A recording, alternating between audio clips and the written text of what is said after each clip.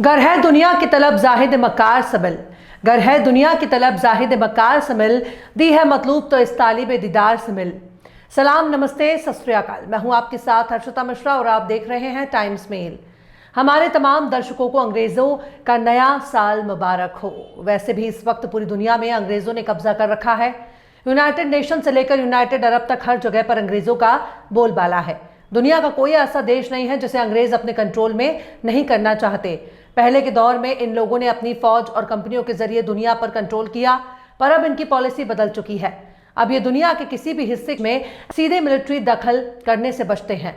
अब ये लोग दुनिया के हर देश में ऐसे लोगों को हुकूमत में बैठाते हैं जो वहीं काम करते हैं जिसे इनकी फौज या फिर इनकी कंपनियां अंजाम दिया करती थी। और अगर अंग्रेज ऐसा नहीं कर पाते तो उस देश में तख्ता पलट करा देते हैं, हथियार बांटकर बगावत करा देते हैं, यहां तक कि वहां की सरकारों को गिरा देते हैं ताकि नई हुकूमत अंग्रेजों की वफादार बन सके। सीरिया में आपने देखा ही लिया कि कैसे हुकूमत को बदल दिया गया।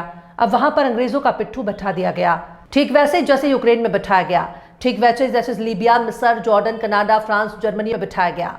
इन अंग्रेजों के पास कोई एक देश नहीं है, ये दुनिया के कई देशों पर राज कर रहे हैं। सबसे ज्यादा तो झुब्बे वाले अंग्रेजों के गुलाम है। ये डॉलर के आगे सिजदा हो जाया करते हैं और कुछ नाचने वाली बालाओं के आगे झुक जाते हैं। और जो दोनों तरीके से नहीं झुकते, उनको झुकाने के लिए धर्म को आगे कर दिया जाता है। आतंकी संगठनों को बनाने के लिए उन पर मजहब का लिबादा उड़ाया जाता है। इन संगठनों को अंग्रेजों का हथियार, अंग्रेजों का पैसा, अंग्रेजों का मिलिट्री सपोर्ट मिलता रहता है, क्योंकि इसमें ज्यादातर अंग्रेज ही हैं जो अपने आका के मंसूबे को अंजाम देने के लिए एक टांग पर खड़े रहते हैं। औरतों, बच्चे, बुजुर्गों और नौजवानों का कत्ल करने वाले कौन से लोग हैं? ये चेहरे पर दाढ़ी रखते हैं, सिर पर टोपी लगाते हैं, खुद को शरीयत पर चलने वाले बहुत ही कट्टर मुसलमान कहते हैं, पर इनके निशाने पर मुसलमान ही होता है। यानी लोहे से लोहे को काटा जाता है। मतलब अगर किसी जगह पर ये ईसाइयों की हुकूमत बना देते हैं और उसे मुसलमानों का कत्ल कराया जाएगा तो ये मामला सांप्रदायिक हो जाएगा। दुनिया भर में मुसलमानों की गोलबंदी शुरू हो जाएगी। इसलिए अगर मुसलमानों को कमजोर करना है तो उन्हीं के लोगों के जरिए ही कत्ल कराना बेहतर है। अब इराक से लेकर सीरिया, मिस्र से लेकर जॉर्डन, लीबिया से लेकर सूडान और अफगानिस्तान से लेकर पाकिस्तान तक हर जगह पर आपको ऐसे ही लोग नजर आएंगे। पर कत्ल करने वाले मुसलमान और कत्ल होने वाले भी मुसलमान ही होंगे। सामने वाले मुसलमान को काफिर कहना, फिर उसे बेरहमी से कत्ल करने वाले कौन से लोग हैं? क्या इस तरह की हरकत इस्लाम सिखाता है? क्या इस तरह की हरकत अहले बैत की पहचान है? क्या इस तरह की हरकत खुद पैगंबर ने सिखाया है? इन तमाम सवालों का एक ही सीधा सा जवाब है नहीं, बिल्कुल भी नहीं।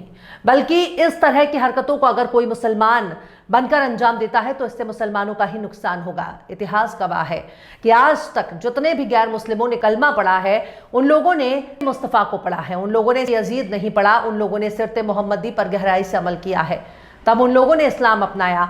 वरना इन आतंकियों को देखकर कोई मुसलमान नहीं बनने वाला, क्योंकि मुसलमान इनके लिए दुश्मन है। अब गौर से सीरिया की नई हुकूमत को देख लीजिए। चेहरे पर दाढ़ी भी है, टोपी भी है, जबान पे अरबी है, पर इनकी हरकतें बता रही हैं कि यही तो वो अंग्रेज हैं जो दुनिया के हर देश को कंट्रोल कर रहे हैं, चाहे इनको अमेरिका कहा जाए या फिर ब्रिटेन, पर असल में यही अंग्रेज हैं। हमारी ये बात उन लोगों को समझ में नहीं आएगी जो शिया और सुन्नी के नजरिए से हमारी स्टोरी को देखते हैं, पर हमारी बात उन लोगों को बखूबी समझ में आ रही है जो दिमाग रखते हैं।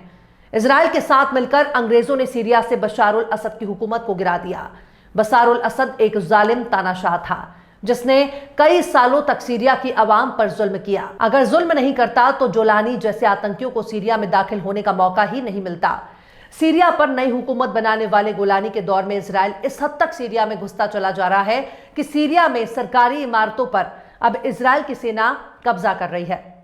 कई गांवों पर पहले ही कंट्रोल जमा चुकी है, पर भाड़े के मुजाहिदीन चुपचाप मुंह में दही जमा कर बैठे हैं। अगर उनकी जबान से कुछ सुनाई देता भी है तो सिर्फ इतना ही कि हमें इजराइल से कोई दिक्कत नहीं है और ना इजराइल हमारा दुश्मन है।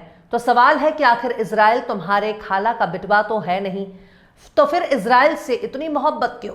सीरिया पर कब्जा कर लिया, चलो कोई बात नहीं, नई हुकूमत का स्वागत करना चाहिए, पर अपनी जमीन इजराइल को क्यों थमा रहे हो? उनसे लड़ते भी नहीं हो क्या? सिर्फ मुसलमानों से ही लड़ने के लिए इनको ट्रेनिंग मिली है? ये इजराइल को अपने इलाके से खदेड़ने को तैयार नहीं है, ऐसा क्यों? गोलान हाइट्स तो जंग में छीना गया एक इलाका है, चलो कोई बात नहीं, पर सीरिया के जिन इलाकों पर इजराइल कब्जा करता चला जा रहा है वो तो तुम्हारा ही है ना, उसे क्यों नहीं बचा रहे हो? कम से कम हथियार और ताकत से ना सही पर अपनी जबान से इजराइल का विरोध तो कर सकते हो, पर इजराइल के खिलाफ इनकी एक जबान नहीं चलती। इसका सीधा सा मतलब यही है कि इजराइल, अमेरिका, ब्रिटेन ने सीरिया में अपने भाड़े के गुलाम को हुकूमत करने के लिए बैठा रखा है, जो अपने आका का हुक्म बजा रहा है, अपने आका के हुक्म पर अमल कर रहा है, अपने आका के ऑर्डर को फॉलो कर रहा है। जुब्बे वाले तो पहले से ही जोलानी को सपोर्ट कर रहे थे, क्योंकि उसे अमेरिका सपोर्ट कर रहा था। यानी जुब्बे वालों के आका ने जब इनको सपोर्ट कर दिया तो इन जुब्बे वालों की क्या औकात। इनको भी तो आखिरकार अंग्रेजों की मदद से ही बैठाया गया है। इसलिए तमाम जुब्बे वालों को अल जोलानी पसंद है। तुर्की पहले से ही जोलानी के साथ खड़ा है और अब धीरे धीरे यूरोप के बाकी देश भी सीरिया के साथ खड़े हो रहे हैं। खुद अमेरिका भी सीरिया पर लगाई गई पाबंदियों को खत्म करना चाहता है, जिसे उसने खुद ही लगाया था। यूक्रेन का विदेश मंत्री बकायदा जोलानी से मुलाकात करने के लिए सीरिया पहुंच गया। बकायदा सीरिया में बंद अपने दूतावास को खोलकर जोलानी के साथ अपने रिश्ते बहाल कर लिए।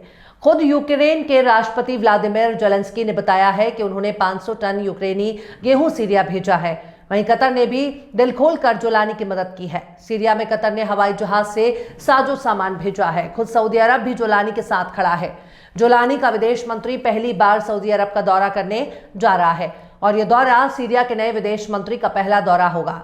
खैर, जब अमेरिका, ब्रिटेन समेत अरब के देश भी जोलानी के साथ खड़े हैं तो फिर जर्मनी भी क्यों पीछे रहेगा। जर्मनी ने भी $62 मिलियन की मदद सीरिया में भेजी है।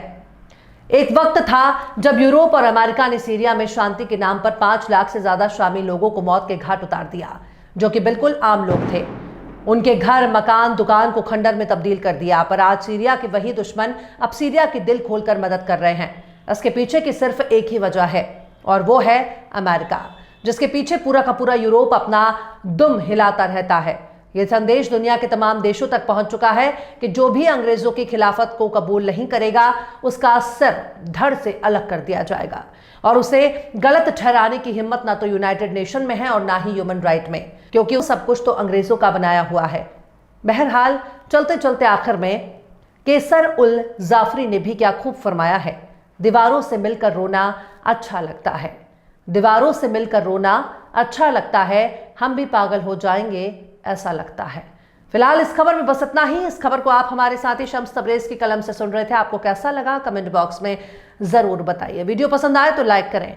हमारे यूट्यूब के वीडियो लिंक को फेसबुक, ट्विटर, व्हाट्सएप पर अपने रिश्तेदार, यार दोस्तों को भी शेयर करें और बेबाक, निष्पक्ष, स्वतंत्र पत्रकारिता को सपोर्ट करने के लिए आप हमारे चैनल टाइम्स मेल को जरूर से सब्सक्राइब करें और हाँ, बेल आइकन की घंटी वाली बटन भी आप जरूर से दबा दें ताकि आपको हमारे आने वाले नए वीडियो की नोटिफिकेशन फौरन ही मिल जाए। फिर मिलते हैं किसी और वीडियो में एक नई खबर के साथ। हर्षिता मिश्रा को दीजिए इजाजत। जय हिंद। अगर अभी तक आपने हमारे चैनल टाइम्स मेल को सब्सक्राइब नहीं किया है तो जल्दी से सब्सक्राइब कर दें और बेल आइकन भी प्रेस कर दें।